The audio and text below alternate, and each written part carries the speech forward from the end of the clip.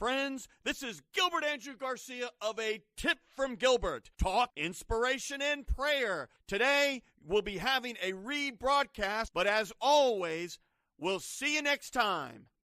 Friends, this is Gilbert Andrew Garcia of A Tip from Gilbert. Talk, inspiration, and prayer. Today, we'll be having a rebroadcast, but as always, we'll see you next time.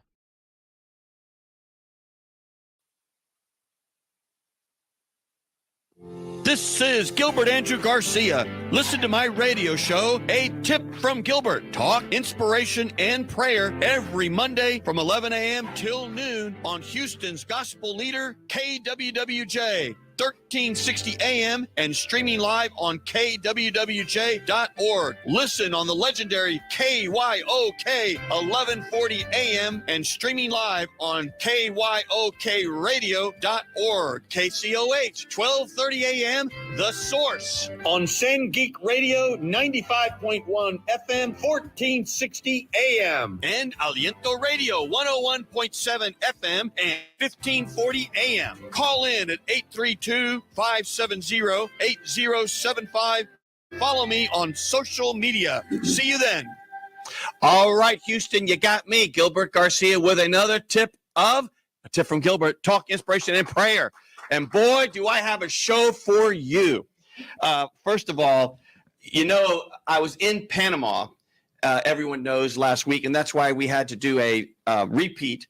And we will talk more about Panama, hopefully either later in the show or at a next show, because it was fantastic. And I would go again in a millisecond. And of course, I have my good friend and really super lawyer. Super lawyer, Tony Buzbee. Tony, welcome to the show. Thank you. I mean, you know, my old buddy Gilbert. Yeah, I mean, we were Batman and Robin, and when we have been for now the last couple of years, and of course, I don't mind being your Robin because you're my Batman.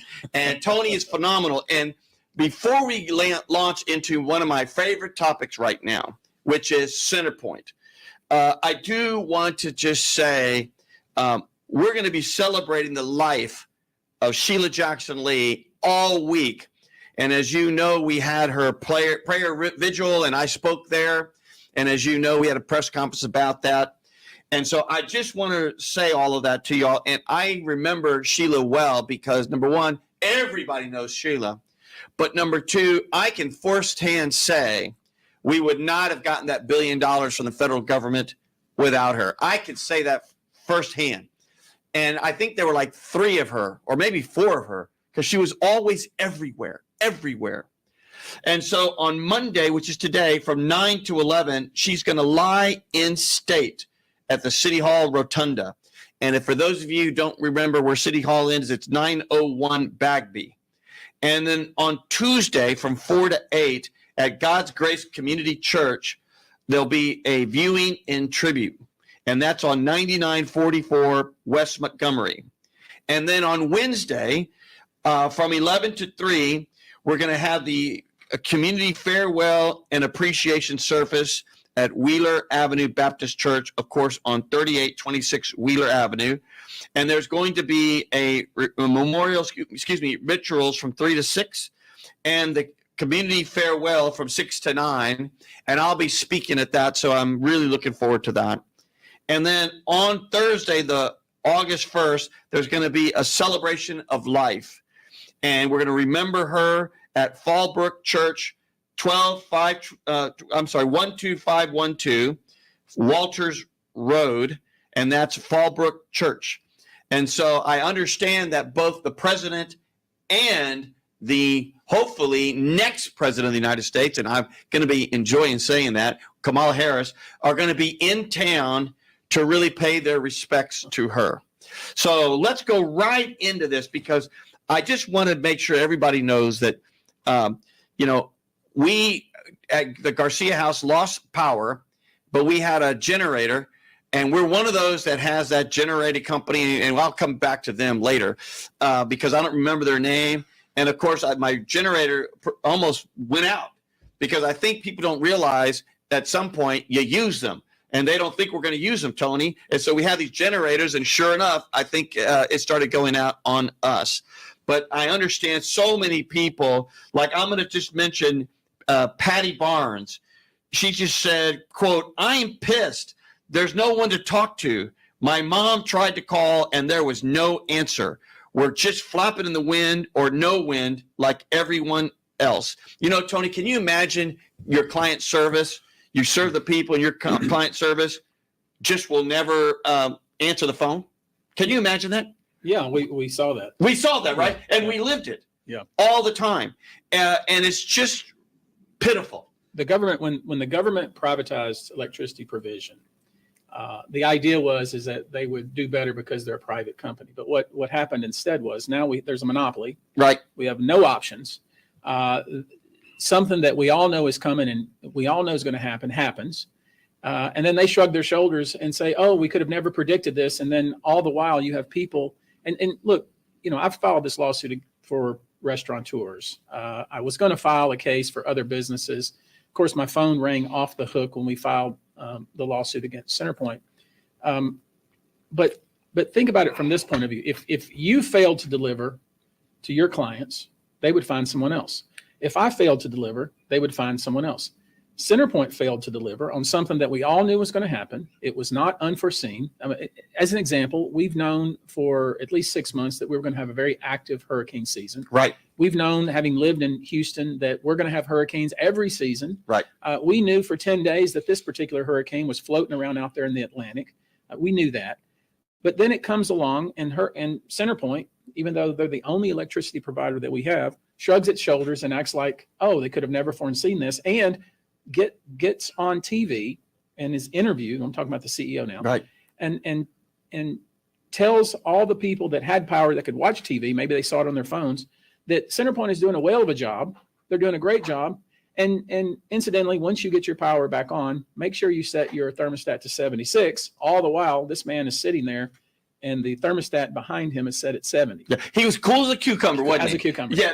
And so you wonder why people are so pissed. Yep. And the lady that you just mentioned, she is, along with millions of others across the Houston, Galveston area, are very upset. People are upset because there are people that died. There's people that were shut in. They can't go and find a place to get cool. You know, to the mayor's credit, to the city's credit, they set up cooling centers for people to go and try to cool off and charge their phones and so forth. Mattress Mac did the same thing at his businesses. But there are a lot of people across the city of Houston and across our area that have no ability to leave their home. How about all the nursing homes that were without power? People are literally stuck. And I recall in the Galveston area, you know, there was a call that went out. We need more diapers for the nursing home. I mean, these folks, there were some of these nursing homes that were without power, water, internet, everything. And these folks that were taking care of these shut-in people were doing the best they could do. All the while, Centerpoint is making $6.5 billion in profit in the year 2023. Did you say billion with a B? With a B. Come on. 6.5 billion. And now what they'll tell you is, well, you know, the government regulates us to some extent. The PUC regulates us to some extent. They control the amount of profit we can take. They approve our infrastructure improvements. They have to approve all of our upgrades that we do. Every year we go to them and we say we're going to spend X amount of dollars on infrastructure improvements. But it's like everything else. The government can only act on information that it knows, and Centerpoint knows what it needs to do to make things right, but it doesn't do it. And the reason it doesn't do it, I think one of the reasons that Centerpoint has not done what it's supposed to do over the years, it's been divesting itself of its gas business. It's been putting itself in a position to be sold. It's been doing that for some time because we know that there was one particular CEO, because they had many over a several year period, whose entire job was to position Centerpoint for sale. And so you don't position yourself for sale by investing in infrastructure. You position yourself for sale by showing massive profits to shareholders. And so that's where we are now. So Centerpoint's about 10 years behind in the infrastructure improvements that it needs to make sure that every time the wind blows, we're not out of power. And that's basically where we are at this point. It's pathetic. And here's another one, because you would think that this only happens every now and then, but it happens all the time. So like, for example, here's this poor person, Atlantis Hubbard. She said here, and this is a mother of two. Guess what? She went to Gallery Furniture to cool off. Thank you, Mac, for that, right? Every time, this quoting, right? Every time the wind blows, we lose power. So I was counting on that. How pitiful. I was counting on that. You think about it from this point of view. You got you hear about the exodus from California, the exodus from other states across the country. Everyone wants to come to Texas. Okay, so now I've got to decide, where am I going to come? I go to Dallas, San Antonio, Houston, Austin, whatnot. I have to make a choice. I want somewhere where I can have good schools for my kids. Yep. I want a low cost of living. I want, housing prices to be where I can deal with them. But then I hear, oh, guess what now? They have a very active hurricane season, and you may be without power for multiple times, 2 weeks at a shot. And you might get flooded out of your own home. And of course, the city, of course, thank you for the last administration, was using the rain tax. Remember the rain tax? Using it to just balance the city's budget instead of doing what it's supposed to be what's supposed to be used for, which was infrastructure improvements on flooding. Boy, I'm getting ahead of myself, but hold this thought. Let me just finish this quote. Every time the wind blows, Tony, we lose power. So I was counting on that. Can you imagine a customer just saying, I already know it's going to be terrible? It's still frustrating, though, especially with the lack of communication. Again, no communication. I haven't heard anything for CenterPoint, and it's going on something like 3 days now. Of course, it was much longer than that. You think they'd at least have a timeline. Well, I think it's just outrageous. I'll tell you one of the problems that I noticed having brought this is not my first lawsuit against CenterPoint. You may recall in the 2021 freeze, there was power issues, and it was really more about our power grid not being able to maintain itself and not being able to have enough power. So they had to make decisions about where to cut the grid, where power could be. Downtown and the Toyota Center had plenty of power, and there were places all across the city of Houston where people literally froze to death. Yep. So we've litigated against CenterPoint quite often.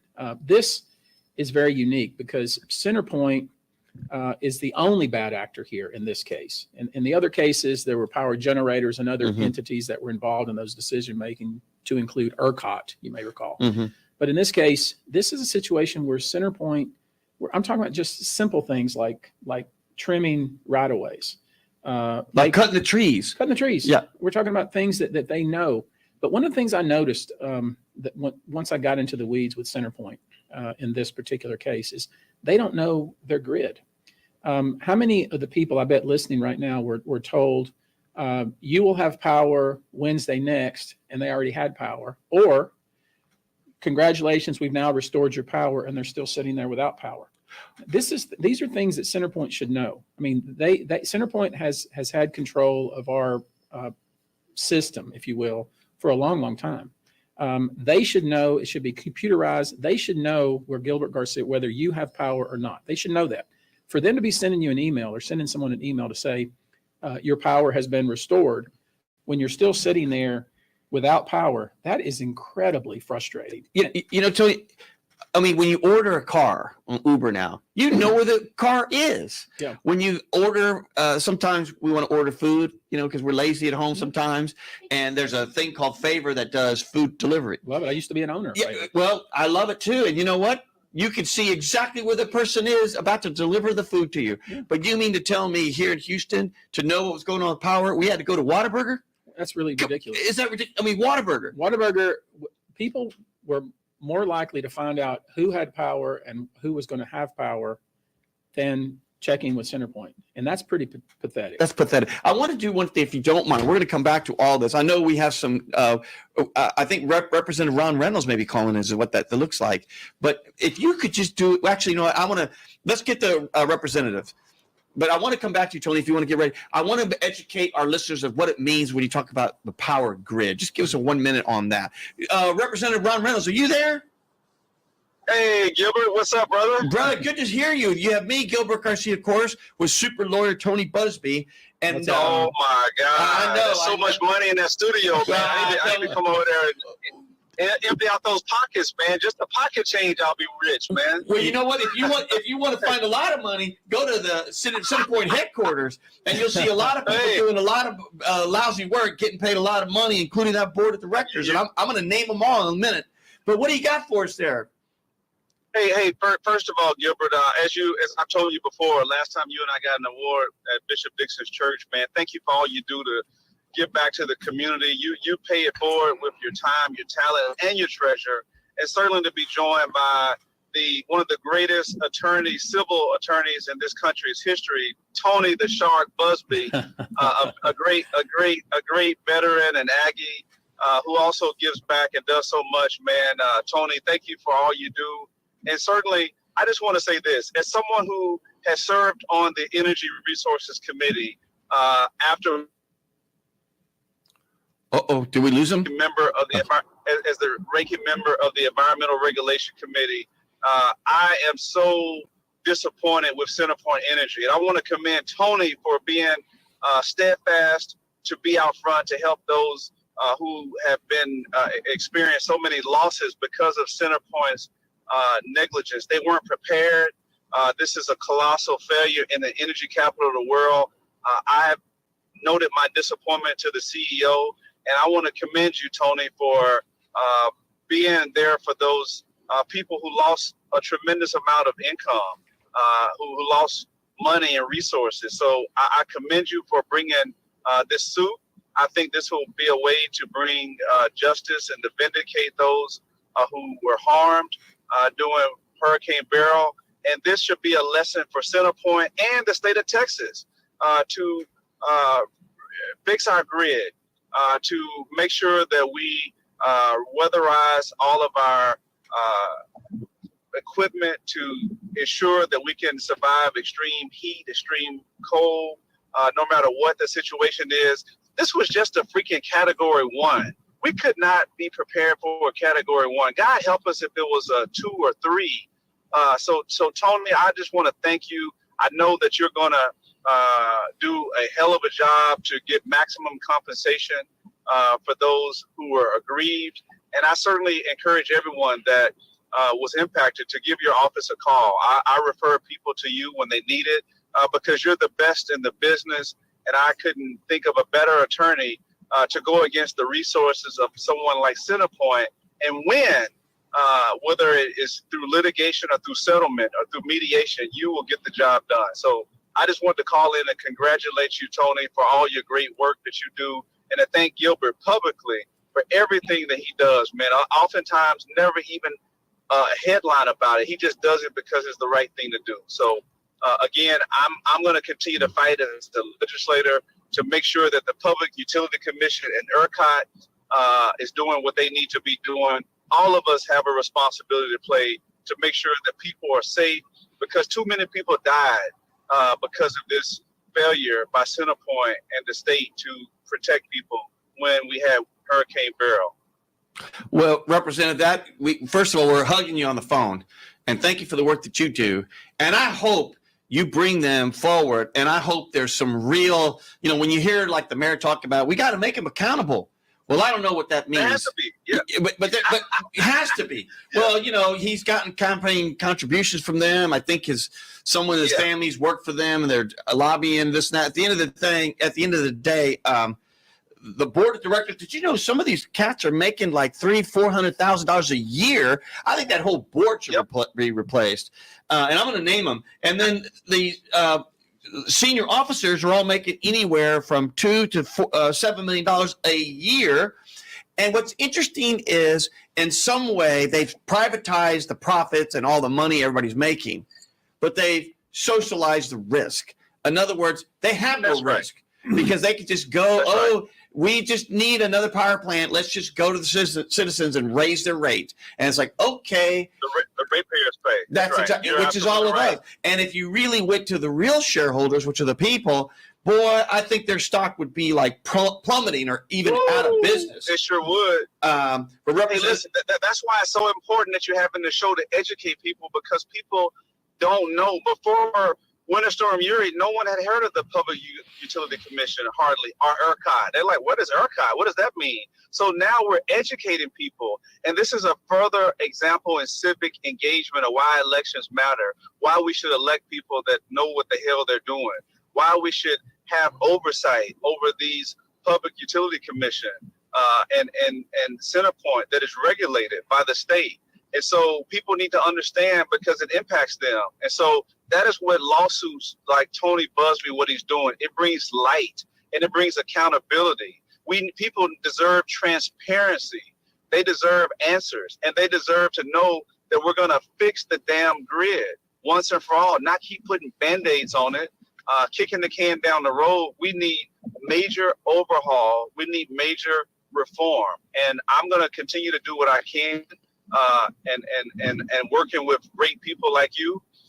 And I sure wish that one of you had won your election, so I would have more confidence in the people at City Hall. Well, Representative, thank you for calling in, and I'm sure I'll see you at one of these Shoot at Jackson Lee celebration of life events. So I'll be seeing you and hugging you soon. I'm speaking on Wednesday. Okay. At Willard Avenue Baptist Church. Then I'll see you then, my friend. Right. Yes, sir. All right, buddy. Thank you, Ron. Have a blessed day. Take Appreciate care. you, Thank you, Representative. Bye-bye. Bye-bye. You know, Tony, what you didn't see is a lot of people been sending things on the email, and there was some person that said, "Thank goodness it was only a Category 1."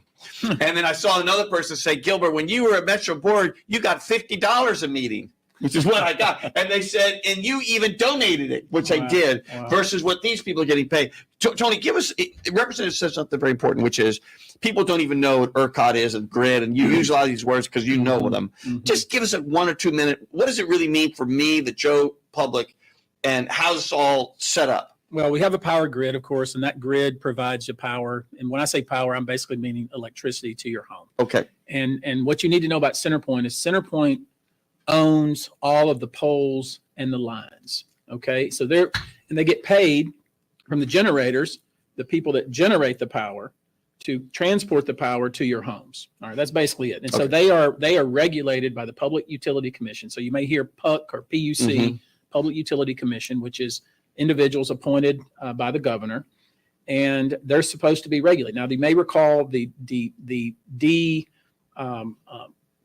they privatized electricity provision some time ago, which allowed CenterPoint and companies like CenterPoint to make profit off of doing this work. Previously, it wasn't like that. Mm-hmm. But what has happened is exactly what you have said, which is CenterPoint will make more money if it allows major outages and then goes to the legislature and says and to the PUC, we need more money for infrastructure improvements, rather than doing the improvements in advance. So they have every incentive to do a lousy job. They do. Because then they can get more money. They go and say, we did everything we could. We couldn't have foreseen this. We need help in clearing our right of ways. Yep. We need help in updating and hardening our transformers. We need help in replacing lines and poles. Our poles are old. Many cases are 30, 40, 50 years old. And this is what they do. Now, this is what they should have been doing 10 years ago. They should have had a system, and they'll tell you they have this system, but the truth is it doesn't work. So the proof is in the pudding, as they say.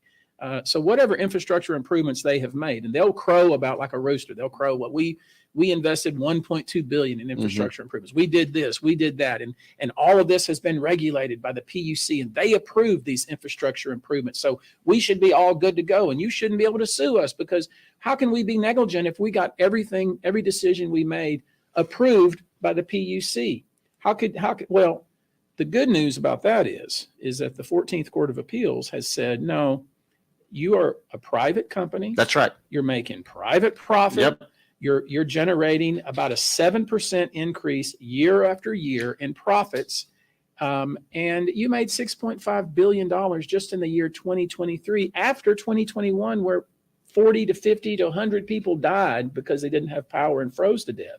So there is hopefully some light at the end of the tunnel. Hopefully, because we've already had one case go up to the 14th Court of Appeals, and it's pending at the Supreme Court, where the 14th Court said, you're a private company, you are responsible to act as a reasonably competent company, like a reasonably prudent company would act. And we can all agree that they did not act that way in this instance. Correct.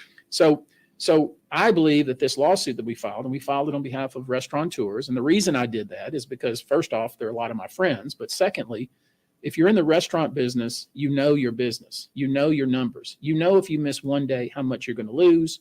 You can tell to a dollar pretty much. Most of these good restaurateurs like Ben Berg, Ronnie Killen, people like that are kind of celebrated in the industry. The reason they have longevity is because they know their business. And so they know if they're closed for one day, they're going to lose 40 grand. If they close for two, they know all those numbers. So that's kind of why I started with them. Plus, They have influence in the community.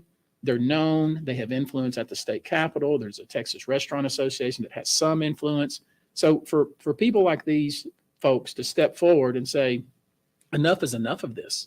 That one of the things that Houston crows about, you may recall, one of the things when I ran for mayor was we should have Michelin here. Michelin should be rating our restaurants because we have great restaurants, and they'll draw more people to Houston if we have starred restaurants. Right. Well, that is happening now. But how can we encourage world-class restaurateurs to come to Houston if they're going to go out of business because they may be out of power for 10 days? Can you imagine the amount of money they would lose being out of power for 10 days? And can you imagine what that does to their reputation and those sorts of things?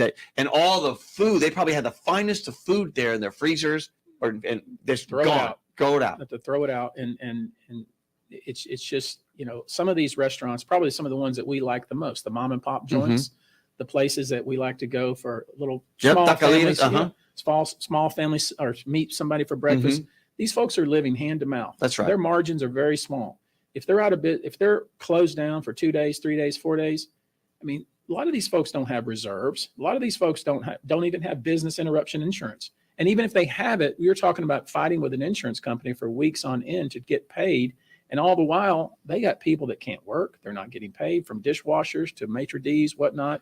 And so that's why we started with the restaurant folks. I want to say one thing about, Ron Reynolds has been a strong advocate, has really been a squeaky wheel, if you will. But what we saw after this last hurricane, and remember, there was a storm that happened even before the hurricane season started that knocked people out of power.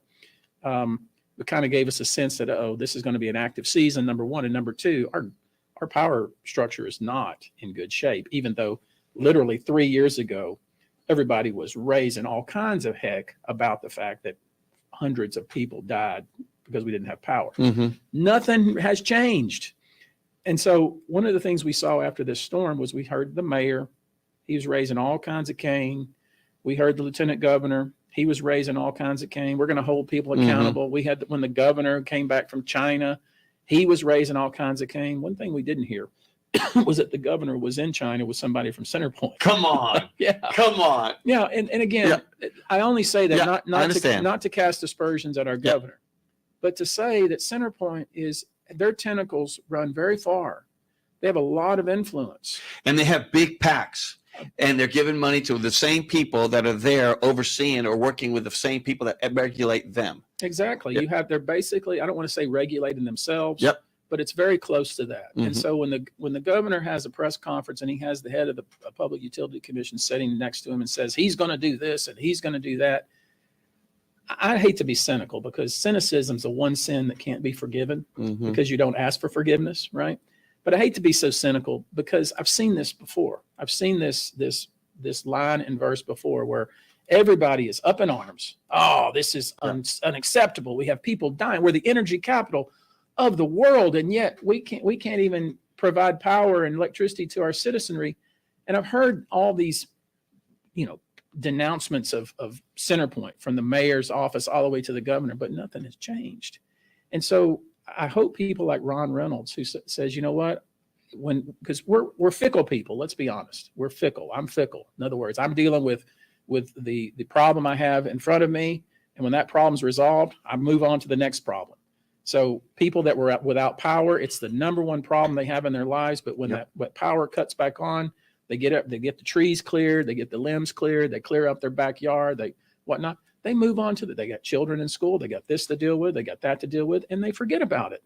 And they don't think about it again until the weatherman says, oh, we got another storm brewing out there in the Atlantic, and nothing has happened. And then we get all up in arms again.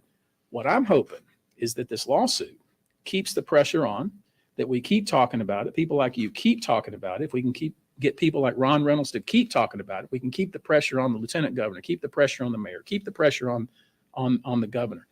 Make them understand that we have to do something, and we're going to keep peeling back the layers of the onions. And people learn that how could they make $6.5 billion in profit in 2023? How could these people on this, that you're going to name, God bless you, on this board are making this kind of money? How is it that this CEO, he must be a silver-tongued devil. Ain't that the truth? He must be he comes from a company, PG&E out in California, that went bankrupt went bankrupt because they were sued repeatedly because their infrastructure was so dilapidated that they were causing forest fires that almost burnt all of California down. Oh my. They were sued and had to pay billions and billions of dollars. And his golden parachute is to come here to Houston and to convince a board of directors to pay him a $38-something million compensation package while he gets on TV and sits there and tells us how great Centerpoint's doing. And we should set our thermostats to 76 while his thermostat's set at 70.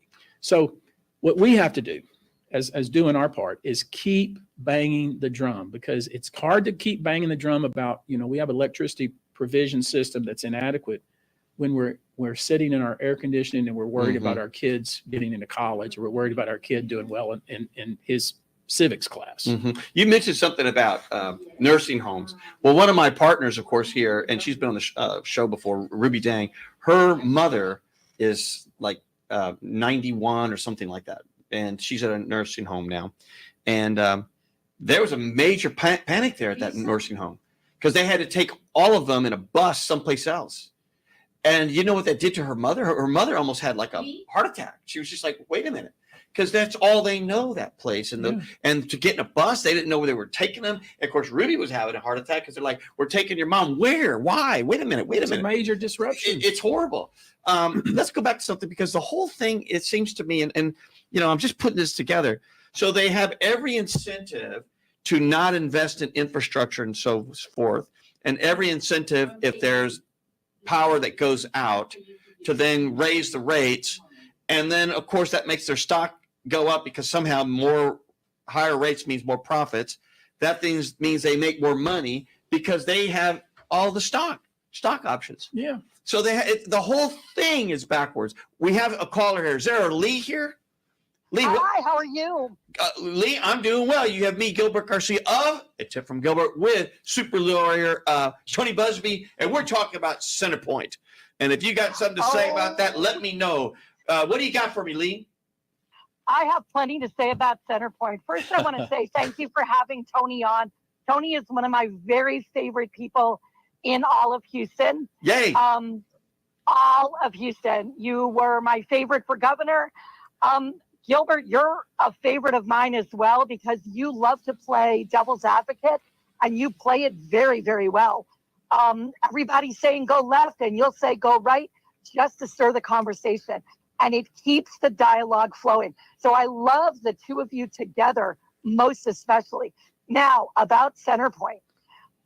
It's time to break up that overlarge grouping. They cannot handle what they have. The CEO is overpaid and underworked. And I'm thrilled to death that Mr. Buzbee is suing them, because it needs to happen. He needs to win. We all need to get behind that. We need it more broken up in the state of Texas. We are too big to have something that big to be able to control it, to be able to arrange it, to be able to do correct by the people that use it. And I'm sorry, but they have proven this is their second, or is this their third time in failing the public that they are supposed to serve. It hasn't affected the CEO's paycheck, has it? Not once. And what are you supposed to do? Hit him in the paycheck where it hurts the most. There you go. Right there. Go, Sue. Go, Lee. Sue Tony Sue. Please break up. Please break up the huge entity and serve the state of Texas better. Okay, I'm not a native Texan, but I got here as quick as I could. I've been here long enough where you can call me a native Texan, and I'm very proud of the state of Texas. We do some dumb things sometimes, and Centerpoint Energy is dumb. It's got to go. It's got to go smaller. The CEO has got to go. So that's what I've got to say about that. Thank you for putting me on and having me be able to speak my mind. I'm going to listen to the rest of the show. I really, really appreciate you, Gilbert, having Mr. Buzbee on and talking about this very issue. It's a hot point issue. I want to see 3,000 people joining your show. It is a good show. It is a great show. It is not broken. It doesn't need to be fixed, but we need 3,000 more people listening to you. You're smart and you talk about the issues, and that's what really matters. So thank you very much for having me on, allowing me to speak. Peace be with you both. Go Tony. Go Tony. Go Gilbert. Lee, before you go, can you stay on another minute for me? Of course. You mentioned about pocketbooks. So first of all, this is all public filings, right? And public information. So there's nothing I'm saying here that's not public. So the top Correct. 1, 2, 3, 4, 5, 6, 7 people, and I have it here, right here. They're making anywhere. Well, no one's making less than $2 million a year. Correct. When you look at Jason Wells, the president and chief executive officer, and it only shows 3 years worth of compensation. This includes stock awards and stuff, but of course we all know that how this whole thing is working. He's made now the last 3 years almost $14 million. And the former chief executive, David Lesser, in the last 3 years, you know how much money he's made according to this public document, including all the stock awards, et cetera. 37, 40, 50, $66 million. Wow. Can you imagine that? Okay, and how many failures did they have on his watch? And how many failures have we had on this person's watch? I don't care how much money you make.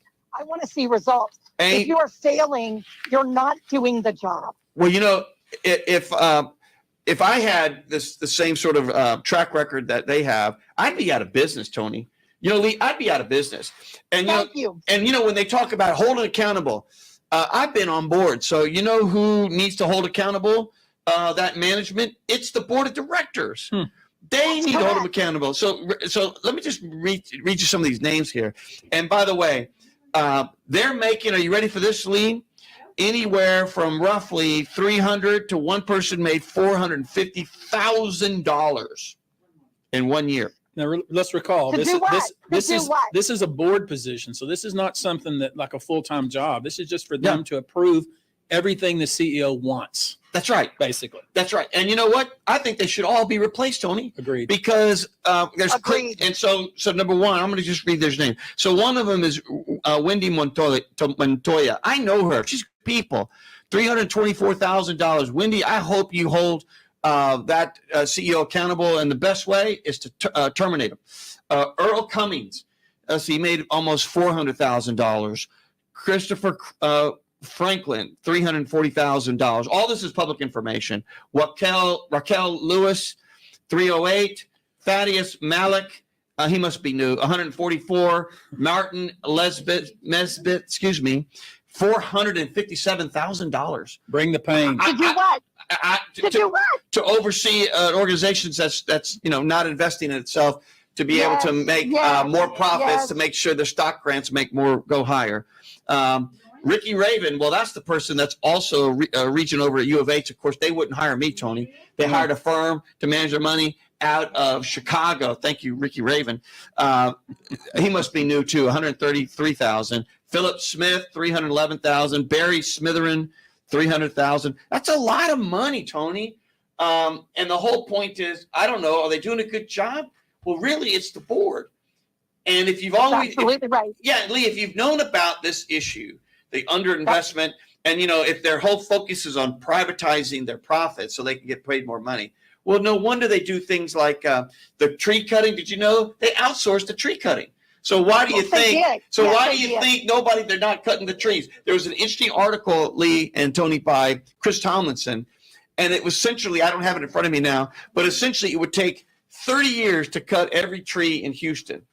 But by the time you cut one in 30 years, it's already like 3 times the size. Mm-hmm. I mean, and of course, what was their response, Tony? I'm sorry. I'm so. Well, you know what? I'd be sorry too, and I'd say that 100 times if I was making this time of money. Yeah. Say you're sorry. You can say you're sorry how many times before you have to prove that you're sorry. And what is the best way to prove that you're sorry? Is to get off the board. You are not effective. You are not doing the job that you were really hired to do. You're doing a counterfeit job, and it's not helping us. It is hurting us. We need help. And the only help I see that we have right now is Tony Buzbee suing them and making this company go smaller. They are too big. They are too out of hand. And ripping them back is only going to repeat the process. So no, no, no. Rip it in half. Start another company. Let somebody else start up another company. And you know what? Maybe we'll be better off. But there's no guarantees with that. With that, I'm going to let y'all go. And Thank I'm going you, to Lee. sit content on the side, and I'm going to listen. Thank you, I Lee. love y'all. Thank you so much, Lee. Keep doing what you're doing, Tony. Keep doing what you're doing, Gilbert. Fight the good fight. You guys are just, I love y'all. I do. I love y'all. We're right. Peace. We're on it. Thank you, Lee. I may not be able to make it through that door. My head is so big right now, I can't even make it through the door. Lee, thank you so much for joining. I have a lot more for Tony, but I know we have 3 callers all waiting. Number 1 is Lauren. Is there a Lauren on the line? She jumped? Jumped out? She jumped ship. I know everybody's waiting. Please stay. I saw all those names. Lauren? Yeah, let me transfer you to Gilbert. One moment. Lauren, are you there? Lauren, you got me? You got Gilbert Garcia tip from Gilbert with super lawyer Tony Buzbee. Hello? Hey, Lauren, is that you? Yes, it's me. I just want to thank you guys so much for talking about this. My family moved to the Heights about a year ago, and we've lost power more times than I can count. So it's been horrible. But my question for you guys is, when can we expect to see results from these complaints, from this lawsuit? When is CenterPoint going to make changes? Because it's the beginning of hurricane season. And if we lose power every time the wind blows, I don't know what to expect and when to expect changes from this. Lauren, thank you for that comment. And those are good questions. And we may not have those answers because, it takes time. Look, Tony's out there banging. He's getting more people. And by the way, stay with me, Lauren. Tony, would you give your phone number out for any restaurant that's listening? Because who do they call to try to join the suit and everything like that? Yeah, they can call the firm, 713-223-5393, or you can go to our website, txattorneys.com. One of the things, Lauren, I want to mention is that there's an old saying that says, if they don't see the light, you make them feel the heat. It's a great saying. They don't see the light, make them feel the heat. And the way we make them feel the heat is we file lawsuits, we raise cane, we keep the pressure on with our elected officials. We make it clear that even though we all have power now, hopefully we all have power now, that we all know that another storm is coming. There's going to be another wind that's going to blow. And it's a can I say a damn shame? Yeah, say it. It's a damn shame that what you just described, which is here we are at the beginning of the hurricane season. We don't know how many hurricanes are going to roll through, how many tropical storms are going to roll through. But one thing we do know is as each one rolls through, we're going to be out without power because CenterPoint and the board of directors and the various CEOs, because they've had a lot of different CEOs over a 10-year period, did not do what they were supposed to do, which was invest in infrastructure. There should be no reason why that our right-of-ways need trimming. Right. They should have I mean, anybody that manages property, apartment, whatever, even your just household, that you do scheduled maintenance. This is what you do when you're being responsible and you're being competent. They are not responsible and they have not been competent. And so we have right-of-ways with tree limbs all around our lines. We have lines that have needed to be replaced for 20 years. We have poles that have needed to be replaced for 30 years. And we have a board of directors who are asleep at the switch. They approve everything the CEO, whoever it is, wants, and they collect their cash, and they probably have generators. Yep. Amen to that. Lauren, I think the key, though, Tony, is, and I know it's hard to say, there's no way anything can be done really this hurricane season, right? Other than because it wasn't just a long-term failure to invest in infrastructure, but it was also a more immediate, more microscopic problem of not having a plan, knowing this storm was coming and not having a plan. Now, they say it's a myth that all these line people that work the lines were sitting in parking lots for 48 hours without instruction. They say it's a myth. I mean, that's what CenterPoint says. It's a myth that there was an issue with regard to the per diem that was going to be paid for linemen from Ohio and Illinois and Alabama, because there were hundreds and hundreds and hundreds of them that came into town to try to help us. They say it's a myth that they didn't have a real executable plan. I tend to disagree. I think they did not have a real plan. I think that they waited too long to execute on whatever plan they had. And I think that they were very inefficient. And here's the problem with that. How can they be inefficient at this point in time, given the fact that we get hurricanes every season? And you're in the business of protecting us This is from your job. hurricanes. That's right. You know, and Lauren, at our firm, we're a money manager. We have what's called disaster recovery. In other words, when a storm is brewing, even if it's just brewing, we're already ready. We already know who calls whom, who does what, who goes out of town, what software goes where, because we know we got to be prepared. And that's our job. Because if we were down and our clients and their money was down, we'd be out of business like that. So it just makes no sense. Well, Lauren, how long were you guys out of power there in the Heights? Do you recall? I think we were about 3 days, but we had some friends close to us not have power for a week. And of course, they're living with us. There's no hotels open. There's nowhere else to stay. It was horrible. Yeah. Yeah. Well, Lauren, listen. I wish I could tell you, Lauren, that it's going to get better soon, but I tell you what, just calling into this show makes a difference. And we have a mayor, we have a lieutenant governor, we have a governor, we have state legislators. They all are saying the same thing. We need action. We're going to do this. We're going to do this. Yep. Well, let's make them do it. That's Let's right. Make them do it. Lauren, thank you for calling in, and please call in again. And I'm going to move on to another caller, but thank you so much, Lauren. We have another caller there. Who was that I just saw? I'm trying for you right now. Hold on, Tony. I want to get a couple of these callers done, and then I want to say a couple more things. Miriam. Is there a Miriam? Miriam, are you there? Okay, I just had a feedback on myself here. That's you. Hello? Miriam, are you there? Yes, I am. Can you hear me? Yeah, I can hear you. You have me, Gilbert Garcia, with a tip from Gilbert with super lawyer Tony Buzbee. I should just call you superhero because you know what? Just call me Tony. Okay, Tony, but okay, super lawyer Tony. Go ahead there. What do you got for us? Okay.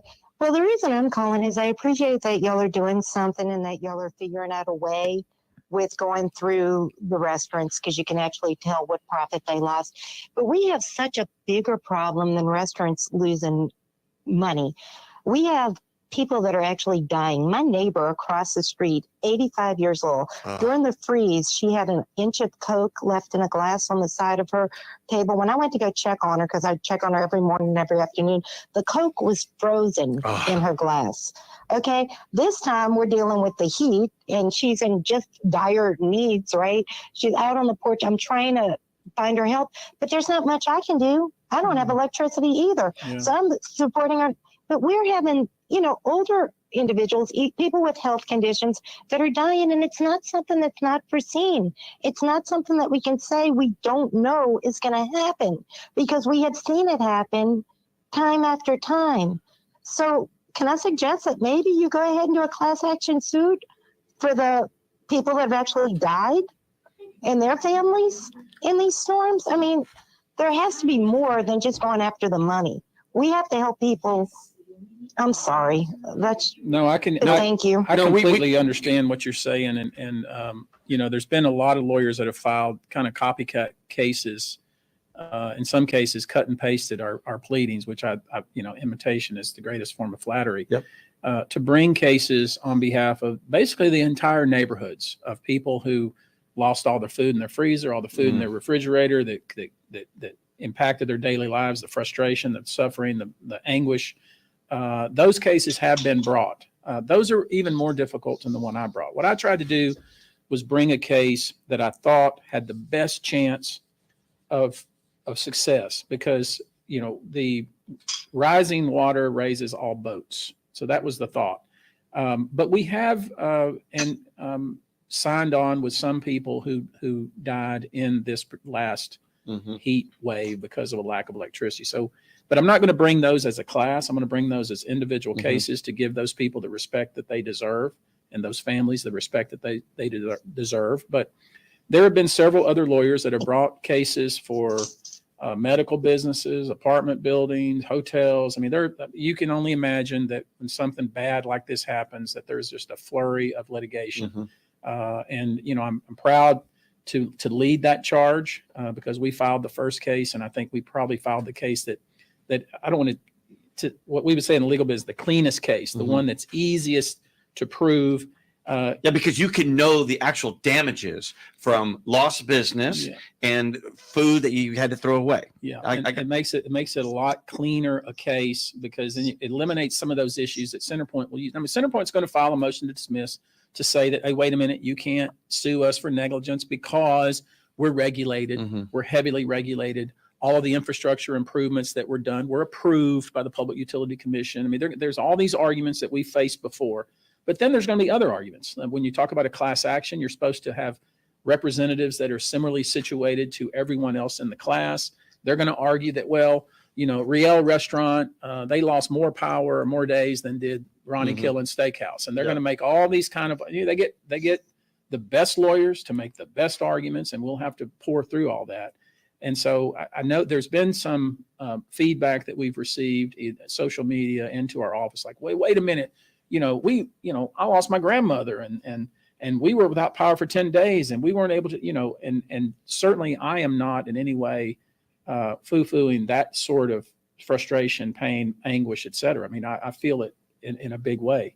What I'm trying to do is bring a case that I think has the best chance of changing the way CenterPoint, if CenterPoint, when they're making their decisions, when it's making its decisions, when its board is making its decisions, if they know that there is a financial impact to the decisions they are making in the form to them, yes, in the form of paying out money, E&O coverage, et cetera, they're going to be involved in litigation. This is going to, and it's Buzbee, and it's not going to be pleasant because it's not going to be pleasant. That's right. For them. I hope you get them all in depositions. Oh, I'm going to get every board member, the seniors, and ask them what they knew. I'm going to ask them if they read their board packet. Oh, good going. You know what? You know, how many boards have you sat on where people roll in, they sit, the CEO or whoever's running the meetings, the chairman tells, oh, this next item on the agenda, and nobody has read their packet, and they all say yes. I'm going to ask them, but tell me what you read about your packet. Tell me about infrastructure. How much did you spend?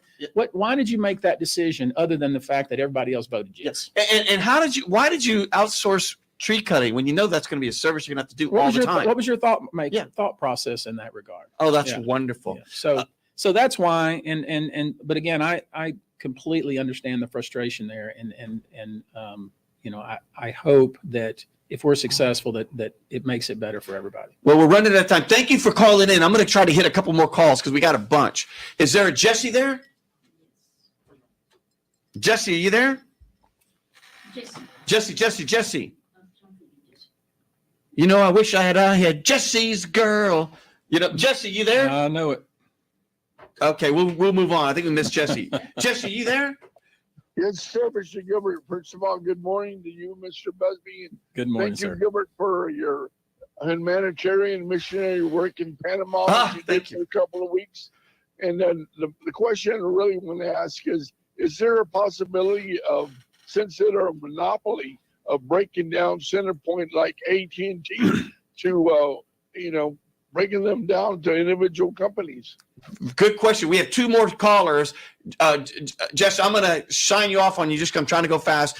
Is there a way to break these guys up? There really isn't, right? They're a government-sponsored monopoly. I don't think there's any way to do that. Yeah, but you know, they would say they're not a monopoly. Okay, that's what they would say. But we all know that we have no other choice. That's exactly right. Thank you very much, Jess, for the question. We have two more or three more callers. I'm trying to get them all in because you know what, Tony, we're already an hour.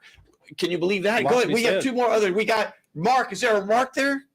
Hey, how you doing, Gilbert and Mr. Tony? Y'all doing all right? We're doing well, my friend. What do you got for us? A tip from Gilbert with Tony Buzbee. Okay, this is what I want to say, Mr. Bugsy.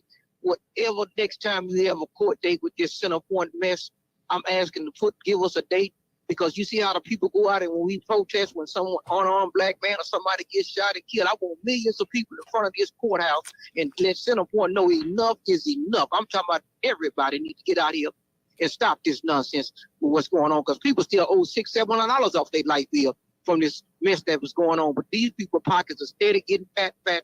So we need to know so we can get out there. It don't matter what color race you are, Hispanic, Asian, black, or whatever it is, we need to get out there. We need to protest. Good point. I'll make sure that happens. That's a good point. And you know what? If you fail to pay your light bill, guess what? They'd cut you off in a heartbeat.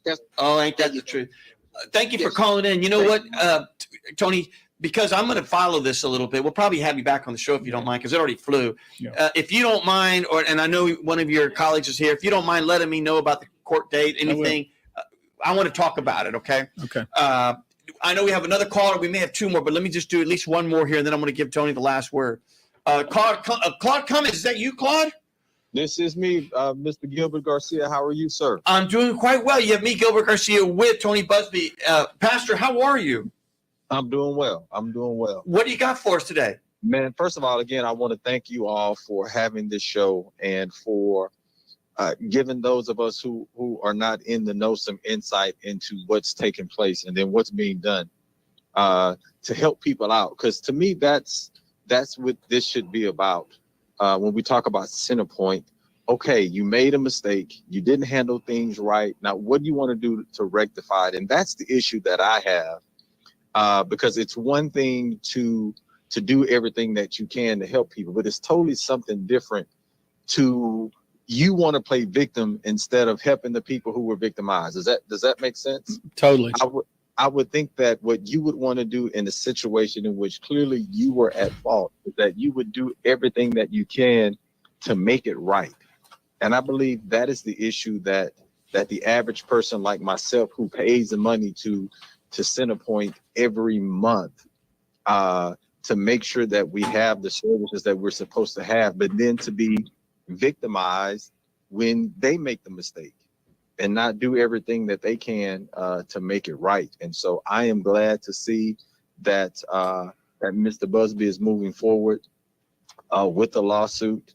And I also appreciate the approach that you are taking, because what you're not doing, Mr. Buzz, is you're not saying that a loss of life is insignificant, but to take up the greater cause. And again, not at all to diminish or saying that the loss of life is not important, but to understand from a legal perspective that there is a bigger cause than that moving forward in order to hold Centerpoint liable for what they have done. So thank you for doing that. And again, thank you all for enlighten us on what's taking place with Centerpoint. We appreciate it. Well, our pleasure, Pastor. And thank you for calling in as always. Thank you for everything. Tony, I'm just going to read two more quotes because, and this all came from the Chronicle. So I'm not just reading a bunch of stuff here. This is a Chris Garcia, a Pearland person. He said, they don't care about us. We deregulate the energy market to save money, and it seems like we're spending more. And they want money for themselves.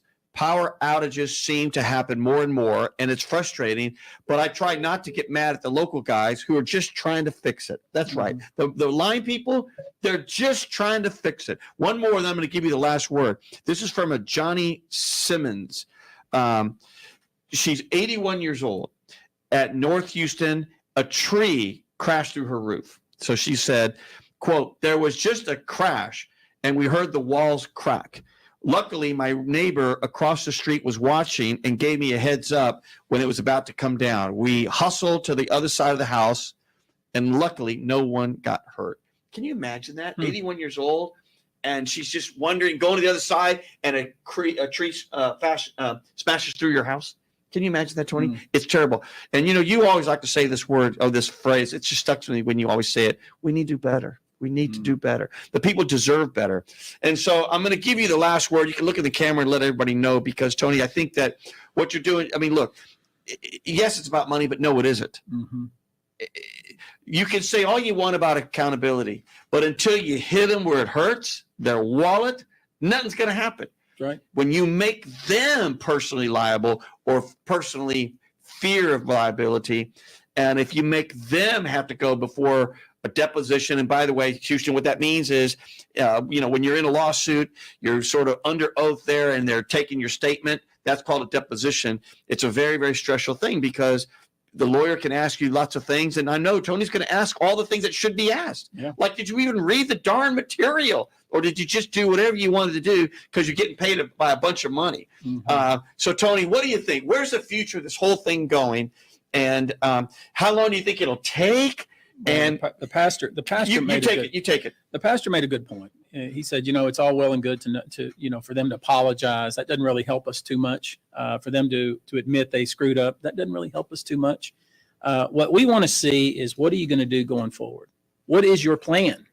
And have we heard a plan yet? We haven't heard a plan yet. What we heard is a bunch of politicians, God bless them, denouncing Centerpoint. Right. And we're going to do this, and we're going to figure out what happened. All that's well and good. But what I want to hear is what is Centerpoint going to do going forward to make sure that does not happen? Now, do I think that it's going to be fixed overnight? Obviously not. This problem didn't come about overnight. It came about from years and years and years of being asleep at the switch with boards of directors who rubber stamped decisions that were made to the detriment of the people that live in this area. So the lawsuit's probably going to take 2 to 3 years. I expect they're going to file every kind of motion to dismiss that can be filed. We will fight through all of that. We've done it before. But ultimately, what I'm looking forward to is putting the CEO under oath in a room just like this one and asking him some very hard questions, which I will make public, and putting every one of those board of directors under oath in a room just like this and asking them, what were you thinking? Why did you do this? How would you do it different? And why is this never going to happen again? And as I do that, I'm going to hope that the people listening and the people that hear about this later keep the pressure on our politicians and our legislature to do something about this. We are the energy capital of the world. We should not be without electricity, period. Full stop. And you heard it right here. I'm afraid we're now at an hour. So Houston, please, all the restaurateurs, call Tony Buzbee's office.